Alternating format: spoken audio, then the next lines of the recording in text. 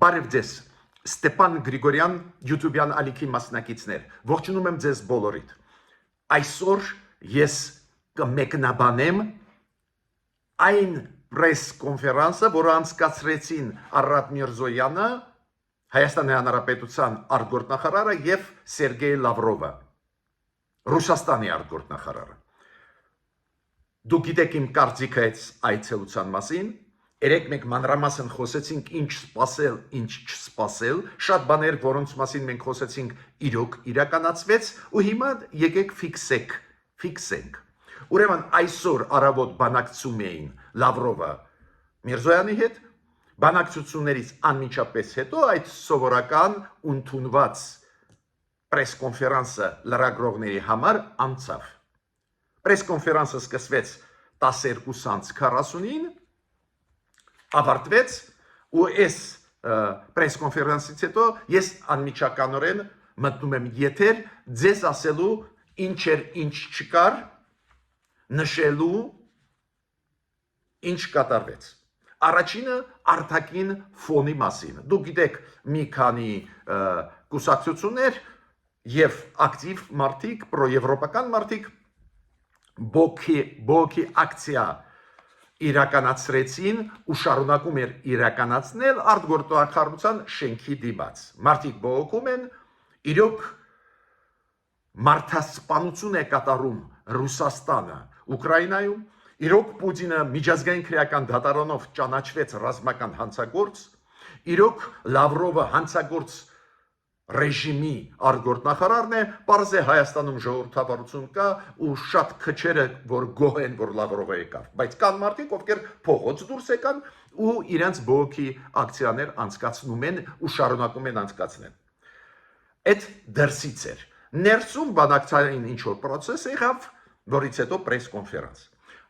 Իսկ սկզբանե ասեմ, կարող ենք ասել, որ պրես կոնֆերանսը ավարտվեց սկանդալով։ Ինչի ավարտվեց սկանդալով, քանի որ մեր երկու լրագրողները, ովքեր հարցեր տվեցին, Armen Press-ի լրագրողը եւ Նարիկ Կիրակոսյանը սկզբունքային հարցեր տվեցին, շատ գրագետ սկզբունքային հարցեր։ Ու այդ սկզբունքային հարցերին պարզ է Լավրովը չէր կարող պատասխանել նորմալ։ Լավրովը սկսեց ստել ու իր ստերի մեջ խճճվեց։ Ու մի քանի օրինակներ այդ ստերից ես այսօր ձեզ կբերեմ, բայց ինչն է ստեղ կարևորը։ Կարևորը որ Լավրովը իր լրագրողների հետ միասին ռուսական հասկացավ մթնոլորտը Հայաստանում։ Ինձ համար դա կարևոր էր։ Արարատ Միրզոյանը, քանի որ տանտեր է, ընդունում է հյուրին։ Պարզ է ինքը մաքսիմալ փորձում էր լիցքաթափել, մաքսիմալ փորձում էր խոսել շատ կորեկտ, մեղմ, բայց Լավրովը, քանի որ ագրեսոր պետության ներկայացուցիչն է, պարզ է ինքը ստեր սփռեց Ուկրաինայի մասին, ստեր Եվրոմիության մասին,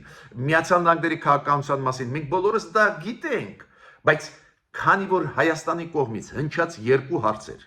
ուրեմն ռուս լրագրողները երկու հարց տվեցին, Հայաստանի լրագրողները երկու հարց, պարիցետ էր, ու մեր լրագրողը Armen Press-ից եւ Նարեկ Կիրակոսյանը սկզբունքային հարցեր դրեցին, հիմա կասեմ, ու դրա պատասխանները շատ դժվար էր գտնել։ Դա է պատճառը, որ եւ նյարդացավ Լավրովը եւ ստերի վրա, գիտեք, մենք սովոր ենք ռուսական ստերի, մենք շատ ենք խոսացել, բայց այսքան շատ, նույնիսկ ես ապշած եմ։ Նույնիսկ ես, որ շատ բաներ տեսել ա քաղաքական դաշտում, միջազգային դաշտում, ապշած եմ։ Հիմա քայլ առ քայլ գնանք։ Այո, դա սկանդալային էր, երբ որ երկրորդ հարցին պատասխանում էր Լավրովը Նարեկ Կիրակոսյանի, պատասխանեց, խճճվեց, ինքը հասկացավ, ինքը շատ փորձառու դիվանագետ է, վերջում ինքը ասեց, գիտեք ինչա, ձեր հարցը դուք կարող եք հրապարակել, բայց իմ պատասխանը կարելի է չհրապարակել։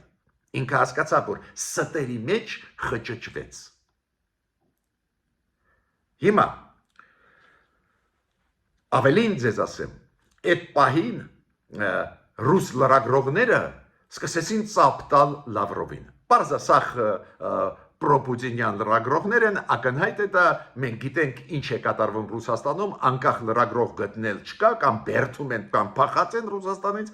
իրանք ծափտվեցին մի քիչ դուխ տալու համար Լավրովին։ Բայց միջև սկսելը պրես-կոնֆերանսի մասին ասեմ շատ հետաքրքիր բան։ Լավրովը եկավ ռեալ ստելու Հայաստան։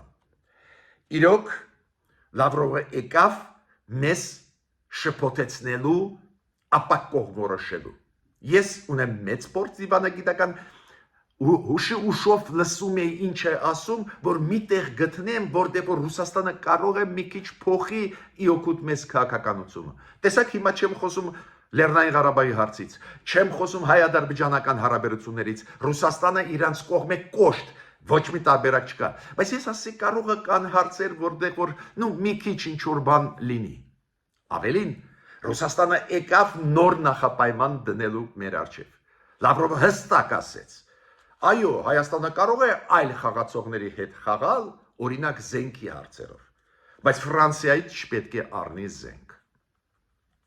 Այդ նոր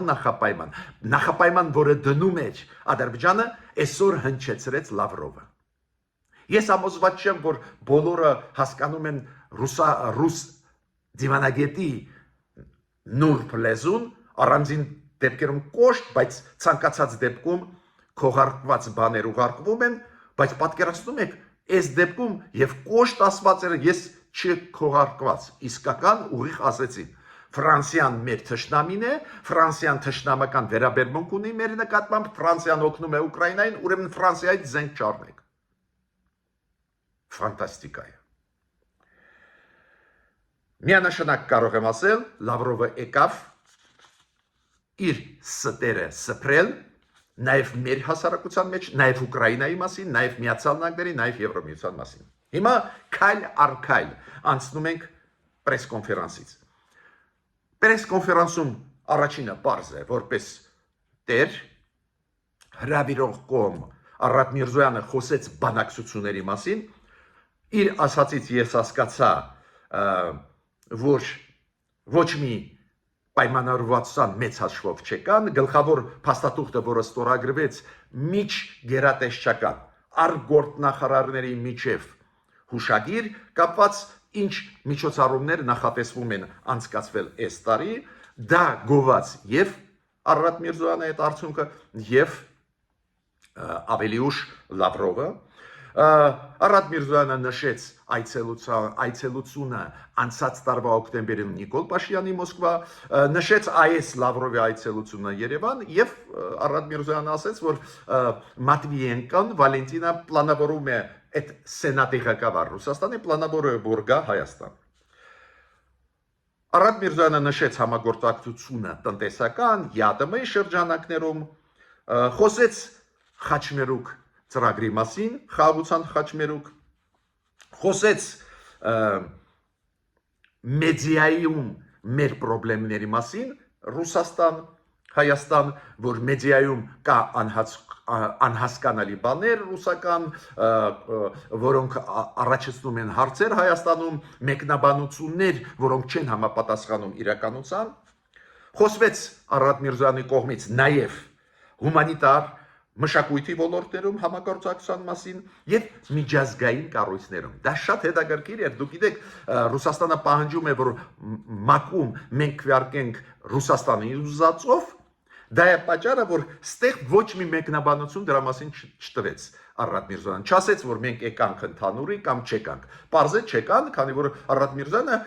շատ կարճ անդրադարձավ, ասեց նաև միջազգային կառույցներում մեր համագործակցության մասին խոսվեց։ Ինքը ասեց Արարատ Միրզոյանը, որ Ադրբեջանի հետ բանակցային process-ի մասին, ասեց բարդ գնում է process-ը, բայց այնուամենայնիվ Հայաստանը լի է վճռականության, խաղաղության այդ օրակարգին հետևել, տանել առաջ։ Հիմա Լավրովի ասածը։ Ֆիքսեցիք, չէ, ինչ ասեց Արարատ Միրզոյանը։ Հիմա Լավրովի ասածը։ Լավրովի ասածի մեջ երևում է իրանց շահը ինչ բրդում էին առաջ, ու որի մասին պարզը չասեց Արարատ Միրզոյանը, քանի որ ստեղ ունաս մենք մեզ մոտ շահեր չկա ու մենք համաձայն չենք։ ակնհայտ է, որ այդ թեման խոսվեց այդ թեմաների շուրջ, բայց Արարատ Միրզոյանը դրանց մասին չխոսեց։ Որ թեմաներ են։ Կան բաներ, որ համընկնում էին, նոր ասեցի, որ Լավրովն էր շնորհակալություն հայտնեց, որ Իրան ընդունեցին, ու այսօր երեկոյան ինքը կհանդիպի Հայաստանի Հանրապետության վարչապետի եւ նախագահի հետ, ասեց բարձր մակարդակի կոնտակտների մասին, ասեց, որ մայիսի 9-ին Նիկոլ Փաշինյանը Մոսկվայում էր, խոսեց անմահ գունդի մասին, տեսակ բերեց այս թեման։ Անմահ գունդը այն մարդիկ են, ովքեր, եթե չեմ սխալվում, կռվել են Դոնեցկում, ինչ կապ ունի Հայաստանի հետ այդ շարժումը, բայց ինքը ասեց, մենք ուրախ ենք, որ Հայաստանում ինչ որ միջոցառում իրանք անցկացրեցին, երկրորդ համաշխարհայինում պատերազմի հաղթանակի հետ կապված։ Նայեք, անմահ գնդի մասին Արարատ Միրզոյանը չերել կարող խոսել, այդ օտար մարմինն է, օտարածին եկած ինչ որ շարժում է, ու մեզ մոտ մտքով չեր անցնի խոսել, Լավրովը բերեց դա առաջ, ասեց, ստեղ անցկացվեց ինչ որ միջոցառում, երկրորդ համաշխարհային պատերազմի, դե ինքը ասում է հայրենակցական պատերազմի, ֆաշիզմի դեմ ուղղված հաղթանակի հետ կապված։ Պարզ է ինքը խոսեց առևտրի մասին, խոսեց Լավրովը այդ յատամի շրջանակում մեծ առևտրի մասին, աճող, որ կարևոր է նաև Հայաստանի համար, դե պարզ է, փորձում է կապել մեզ Ռուսաստանի հետ, էլ ավելի ուժեղ, բայց նաև ինքը ստեղ նոր բաներ ասեց, որը չասեց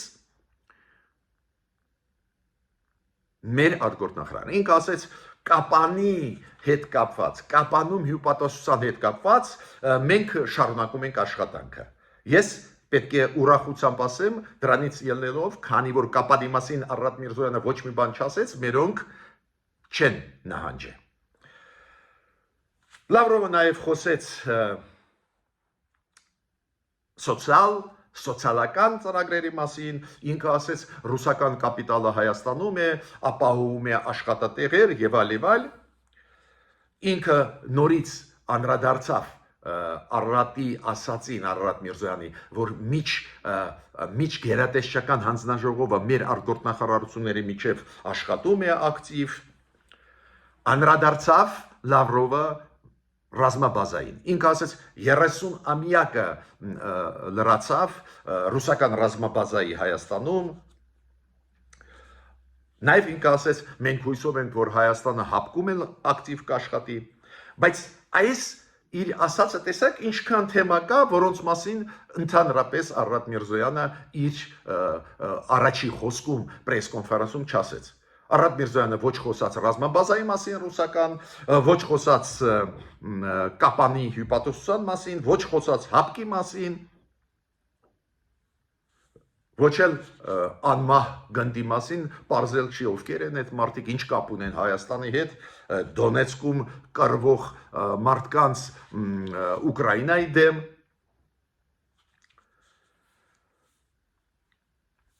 Լավրովն էլ ասեց, այո, մենք խոսացինք, որ օբյեկտիվ ինֆորմացիան հրապարակվի Հայաստանի մասին Ռուսաստանում,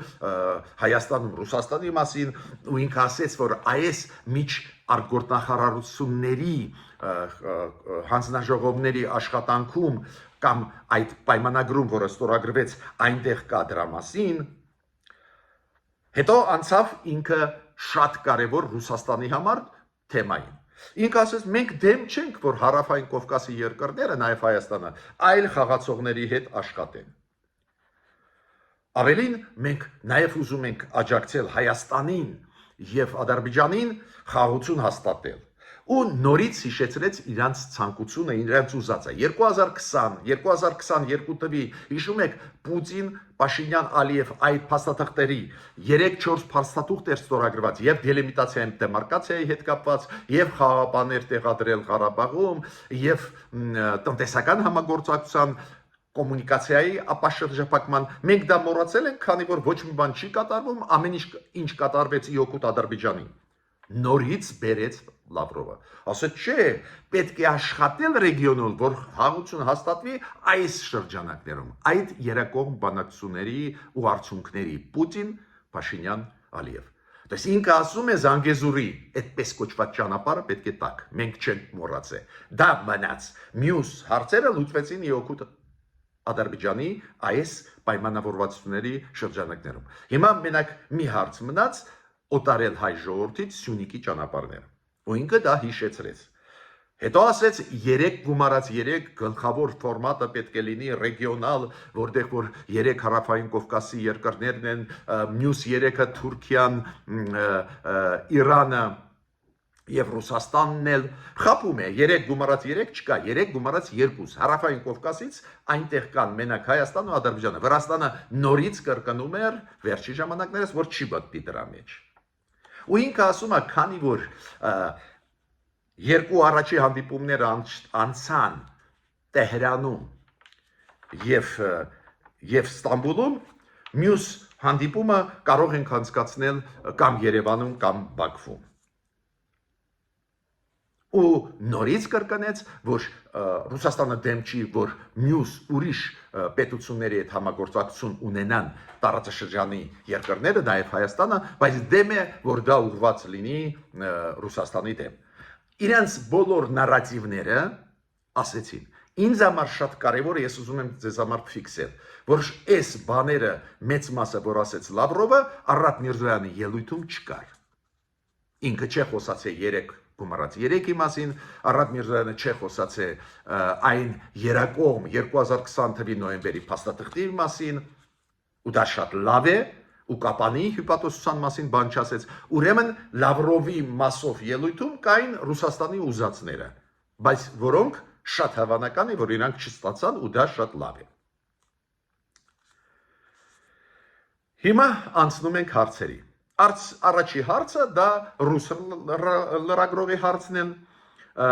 որը ինչին են վերաբերվում Հայաստանը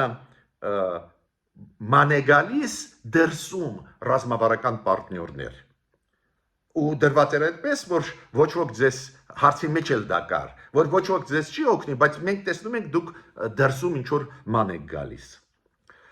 Արադ Միրզոյանը պատասխանեց ես ասեցի ինքը փորձում էր ոչ կոնֆլիկտային պատասխաններ տալ որպես տանտեր փորձում էր մեղմացնել ամեն ինչ ինքը ասում էր որ ես խոսում էի ընդհանուր կոնտեքստով ես խոսում էի ռեգիոնալ ու ավելի մեծ ռեգիոնների զարգացումների կոնտեքստում ու ասեցի որ իրոք ինչ որ բաներ չեն աշխատում Քանի որ հարցը այդպես էր, եթե դուք քննադատում եք ՀԱՊԿ կամ ասենք ԱՊ երկրները, որ չեն ապահովում անվտանգությունը, այդպես Արադ Միրզոյանը կոշտ չասեց, բայց իր նախաբանում ասեց, որ չաշխատեցին այն մեխանիզմները, որոնք կային։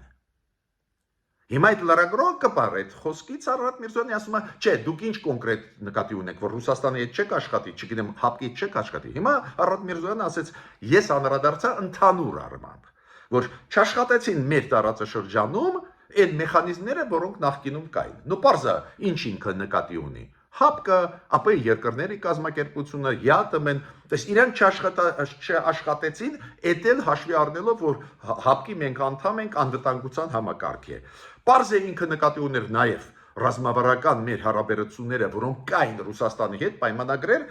դա չաշխատեց։ Ու ինքը ասում է, ուզում ենք մենք ամեն ինչ կտրուկ փոխել։ Ոստեղ ինքը զգուշավոր ասեց, մենք ունենք պայմանագրեր Ռուսաստանի հետ, չենք ուզում այդ պայմանագրերից հրաժարվել, բայց մենք ֆիքսում ենք, որ չաշխատեցին շատ բաներ։ Ես ցանկացած դեպքում դա դրական եմ համարում, հա, ես լինեի, միգուցե ես կասեի, այո, ուզում ենք նաև փոխել շատ բաներ, հրաժարվել շատ ու շատ չաշխատող պայմանագրեր։ Բայց ինքը Պարզ է արտգործնախարար է, ավելի զգուշավոր, բայց այդ ասեց շատ հստակ, որ մենք մի կողմից չենք ուզում հրաժարվել այն պայմանագրերից, որոնք ունենք Ռուսաստանի հետ օրինակ, բայց ինքը ասեց, որ շատ բաներ չաշխատեցին, ուրեմն մենք պետք է նայենք, վերանայենք, քննարկենք, ինչի չաշխատեցին։ ՀԱՊԿ-ի դեպքում ինքը կոշտ ասեց։ ՀԱՊԿ-ը adekvat չարձագանքեց Դա է պատճառը, որ մենք սարեցրեցինք մեր համագործակցությունը ՀԱՊԿ-ում։ Բայց ինքը նորից կրկնեց Արադ Միրզոյանը մի քանի անգամ։ Բայց դա մենք չենք ուզում կոնֆլիկտային դա լուծել, այլ երկխոսության միջոցով։ Հիմա անցնում են Լավրովի պատասխանին։ Արադ Միրզոյանը իմիջիալոց բնորոշ պրես-կոնֆերանսներին կարճ պատասխանում էր հարցերին։ Ու հասկանալի էր ինքը ինչ է ասում։ Ես կարող է կպատասխանեի ես ինքս որպես փորձագետ ավելի կոշտ, բայց ցանկացած դեպքում ինքը իր մանդատի մեջ էր, արտգործնախարարը ավելի զգուշավոր, բայց հստակ ասեց, որ մեխանիզմները աշխատող ստեղծված 30 տարվա մեջ ԱՊ երկրների շրջաններում հապկի չաշխատեցին ու ռուս-հայկական այդ ռազմավարական համագործակցությունն էլ չաշխատեց։ Մեղ ձևով ասեց, բայց հստակ։ Հիմա Լավրովը սկսեց խոսել ՆԱՏՕ-ից, ՀՀԿ-ից, որ խաբեցին Ռուսաստանին, ՆԱՏՕ-ն սկսեց ընդլայնվել, այդ ամբողջ խաբեության մասին չեմ ուզում խոսալ, այդ իրանց մեկնաբանությունն է, Ստամբուլյան շատ կարևոր ՀՀԿ-ի գագաթնաժողովում 1999 թվին շատ բաներ ընդունվեցին, որ անվտանգությունը չի կարող մասերի բաժանվել եւ այլ։ Հիմա ինքը սկսեց այդ ամեն ինչը բերել առաջ ինչի համար։ Ես սկզբից չէի հասկանում, ինչի տանում բերում է, որ խճճի մեր հասարակությանը։ Հիմա հասարակությունը լսում է, որ նաև Ռուսաստանին խաբել են, ՆԱՏՕ-ն խոստում տվել է, որ ՀՀԿ-ի շրջանակներում ամեն ինչ կլինի, բայց ՀՀԿ-ն չաշխատեց, Եվրոմիությունը գնաց դեպի ՆԱՏՕ, դարձավ գրեթե ՆԱՏՕ-ն, այս ձևի բաներ խոսեց։ Չեմ նույնիսկ խորանալու, բայց խորանամ 1-2 կետի, որոնց մասին ինքը խոսեց։ Ինքը ասեց, նայեք մեզ ոնց խաբեցին, ինքնորոշումը Կոսովոյի ժողովրդի հարգեցին, ճանաչեցին մեզ ռեալ չհարցնելով։ Երբ որ մենք Ղրիմում արեցինք հանրաքվե, մենք Ղրիմի պատմությունը լավ էլ հիշում ենք, որ զենքով ստիպեցին այնտեղ, հիշում եք, Ղրիմի պարլամենտում որոշում ընդունել, որ Ղրիմը անցնում է դեպի Ռուսաստան, այդ մենք լավ ենք հիշում, այնտեղ ոչ մի ազատ ժողովրդի արտահայտում քվեարկություն չի եղել իօքուտ անջատմանը, բայց ինքը ասում է Կոսովոն դուք հարգեցիք ինքնորոշումը, բայց Ղրիմում չի հարգեցինք։ Ուստեղ ես մենակ մի բան ուզում եմ ասել։ Այստեղ այդ հարցը շատ կարևոր է։ Նույնիսկ եթե Եվրոպան միակողմանի աջակցեց Կոսովոյին, այլ ոչ թե Սերբիային։ Կարելի է վիճել, կարելի է համաձայնվել, չհամաձայնվել։ Ինչու Ռուսաստան դուք չեք հարգել Լեռնային Ղարաբաղի հայերի իրավունքը ինքնորոշվելու։ Լեռնային Ղարաբաղում անցկացված բոլոր հանրաքվեները, քվեարկությունները լեգիտիմ էին, ոչ ոք չի ժխտում դա։ Այո, աշխարհը չէր ասում մենք ընդունում ենք ու Լեռնային Ղարաբաղը անկախ է դառնում, բայց ես շատ լավ հիշում եմ միջազգային հանրություն ասելով, որ Մինսկի խմբի շրջանակներում հարցը լուծվում է, մենք չենք ճանաչում արդյունքները, բայց ամբողջ աշխարհը ասում է այո, այնտեղ իրոք մարդիկ գնում են քվեարկում։ Հիմա ես հարց եմ տալիս Ռուսաստանին։ Դուք քննադատում եք, որ ինքնորոշումը Կոսովոյի ընդունվեց ու չընդունվեց Ռուսաստանի ուզածը Ղրիմի ինքնորոշումը, աշխարհը չի ճանաչում Ղրիմը որպես Ռուսաստանի մաս, այլ համարում է, որ ագրեսիայով Ռուսաստանը վերցրեց ու անեքսիա արեց, բայց ինչի չհարգեցինք Լեռնային Ղարաբաղի իրավունքները։ Ես իմիջիալոց կասկած չունեի, որ Արադ Միրզոյանը այս դրվագին կարձականքի, բայց ինքը իմ կարծիքով զգուշավոր պահում էր ու չարձագանքեց։ Նորից կրկնում եմ, չեմ ուզում հիմա առաջ բերել Արցախի հարցը, այլ հարցերը չեմ ուզում շատ խորանալ, քանի որ քննարկում եղավ, որ Ռուսաստանը դժգոհ է, որ Ղրիմի անցկացված ռեֆերենդումը զենքով անցկացրեցին, ստիպեցին քվեարկել, բայց անցկացված ռեֆերենդումը չի ընդունում, Ռուսաստանը ասում է, Կոսովոյի անկախության ռեֆերենդումը ինքնորոշումը դուք հարգեցիք։ Այստեղ ես համարում եմ կարելի էր արձագանքել ու ասել, այդ դեպքում Լեռնային Ղարաբաղում ամեն ինչ մաքուր էր անցնում, ինչի չճանաչեցիք, ինչի ստիպեցիք Լեռնային Ղարաբաղը ու հանձնեցիք Ադրբեջանի հետ միասին ու հետո հայերին հանեցիք։ Այո, ստեղ իր պատասխանում ես անկեղծ ասեմ, ստերը ստերի վրա էին։ Այն մանիպուլյացիաները, որ հիմա ես ասացի, մոռացեք։ Սկսեց խաբել, որ իբր Ուկրաինայում արգելված է ռուսաց լեզու։ Խաբեություն է դա։ Գիտեք ինչ պրոբլեմ կար։ Իրոք Ուկրաինայում երկու համանդրական լեզուներ են, ռուսերենը ու ուկրաիներենը։ Ուկրաինան ագրեսիայից հետո ռուսերենը հանեց սահմանադրական լեզուներից։ Դες Ուկրաինան ոչ ոք չի արգելում խոսել ոչ մի լեզվով։ Բայց Ուկրաինան սահմանափակեց սահմանադրական մակարդակը։ Հիմա ինքը խապում է, ինքը ասում է, նայեք, Ուկրաինայում Եվրոպան աջակցում է, բայց Ուկրաինայում չեն խոսում ռուսերեն ու արգելված է։ Բաց խապեություն, քանի որ հայ ժողովուրդը իրոք բարի ժողովուրդ է, միամիտ է ինքը խապում է հայերին։ Իրոք հիմա պատերազմ է, իրոք լարված են հարաբերությունները, իրոք ես համոզված եմ, որ ռուսերեն լեզուն ուրախությամբ չեն ընդունում։ Մենք կընդունենք մեր դեմոգրեսորի Ադրբեջանի հեշտ լեզուն։ Այն նույնը Ուկրաինայում, բայց որ օրենքը արգելք չի տալիս, հստակ է։ Ու առաջ ընկնելով երկրորդ հարցին, երբ որ հայկական երկրորդ հարցին պատասխանում էր Լավրովը, այդ թեման լեզվի հետ կապված էլ ավելի ճոխ ներկայացրեց, ինքը ինչ ասեց։ Այդ դա իմպերիայի կայսերության բոքսն է, բոքսումներ հայերին։ Հայաստանի կառավարության բոքսեց ինքը մեզ։ Գիտեք ինքը ինչ ասեց։ Ինքը ասեց օրինակ Ադրբեջանում հայերենը արգելված է, ազատ կարող եք խոսել։ Ղարաբաղում հայերենը արգելված է, այդ մեզ ինքը ուղղակի նսեմացրեց։ Դες ակնայի սուտ 120,000 հայ, այդ վերջի ջարդերի մասին է խոսքը, էթնիկ զտման, ընդհանուր 145,000 հայ էր ապրում, 150,000 հայ հանեցին վերջի 3 տարվա մեջ, որ խոսում էին հայերեն, միայն թե չլինեին խոսող հայերեն, Լավրովը ասում Ադրբեջանում եւ Ղարաբաղում պրոբլեմ չկա խոսել հայերեն։ Այսա հրավիրեցինք, ստացվում է, որ մեզ ինքը սա այդ ստերը փչի։ Այ Ուկրաինայում ասում է ռուսերենը արգելված է, Ադրբեջանում հայերենը արգելված չի, ուրեմն հայերեն չի եք դուք բողոքում այս ձևի որոշման Լեռնային Ղարաբաղի։ Ես պետք է ասեմ, երբ որ խոսքը գնաց նրա մասին, այս ինչ եք ինքը Լավրովը ասում, այս ինչ եք սպասում աջակցություն Եվրոպայից։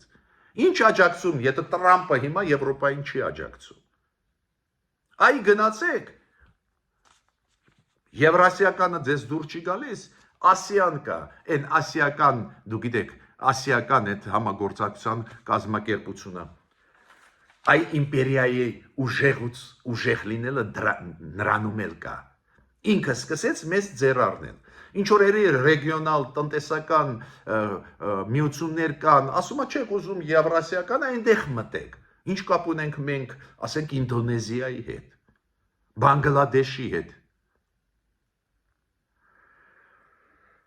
ՆԱՏՕ-ից բողոքեց, Եվրոմիությունից բողոքեց, չեմ կրկնի, քանի որ դուք ինձանից լավ գիտեք, Ռուսաստանը ատում է Եվրոպան, ատում է ՆԱՏՕ-ն ու անընդհատ իրանց դեմ ստերը սպրում, որ իբր Եվրոպան մեզ հետ աշխատում է պոկելու Ռուսաստանից, իբր ՆԱՏՕ-ն մեզ հետ աշխատում է պոկելու Ռուսաստանից։ Ռուսաստանը պոկեց Հայաստանը ինքը Ռուսաստանից։ Ռուսաստանի ղեկավարությունը մեզ բաժանեցին հենց իրանց քաղաքականության պատճառով։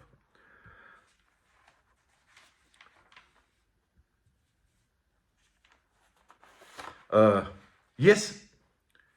հատուկ այդ նյուանսների վրա ձեր ուշադրությունը դարձրեցի, քանի որ հիմա կսկսեն տարբեր մեկնաբանություններ տան, օրինակ Armenpress-ի հարցը Նարեկ Կիրակոսյանը լայնամասշտաբ բացեց հարցը ու հիմա երբ որ ես Լավրովի պատասխանը ասում եմ, երկար պատասխան էր Լավրովի, բայց Armenpress-ի պատասխանը ավելի կարճ էր, ուղղված էր կոնկրետ խնդրի։ Երբ որ մտան ջերմուկ, գրեթե ադրբեջանցի դեպի ջերմուկի ուղղությամբ, ինչի Ռուսաստանը չարձագանքեց։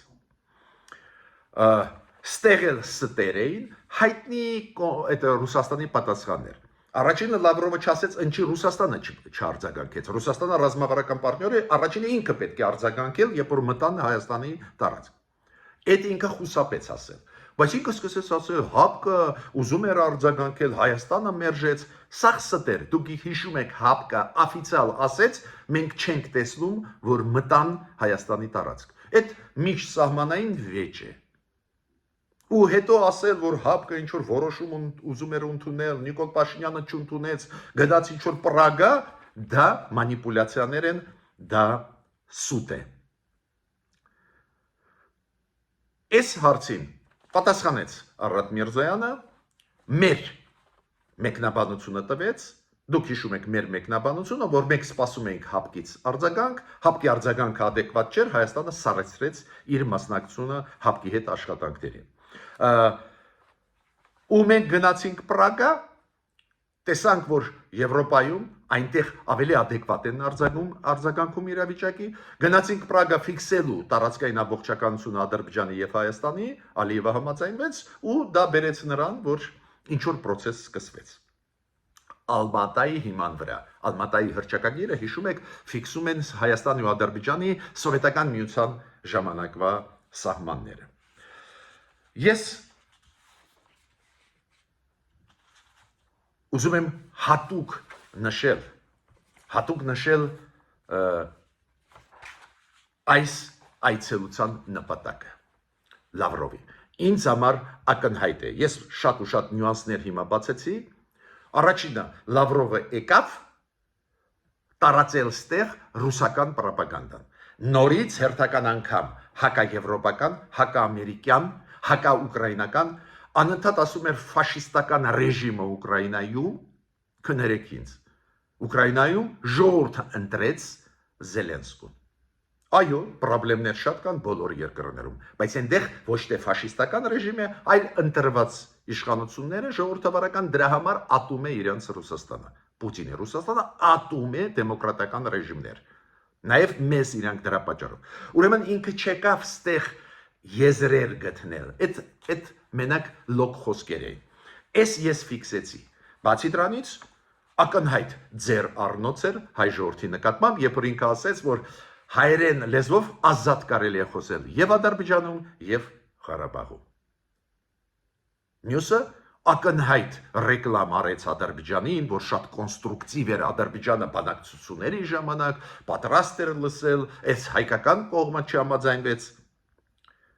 Ուրեմն իզուր մենք մտնում ենք այս ձևի ճայիչների մեջ, շարունակում ենք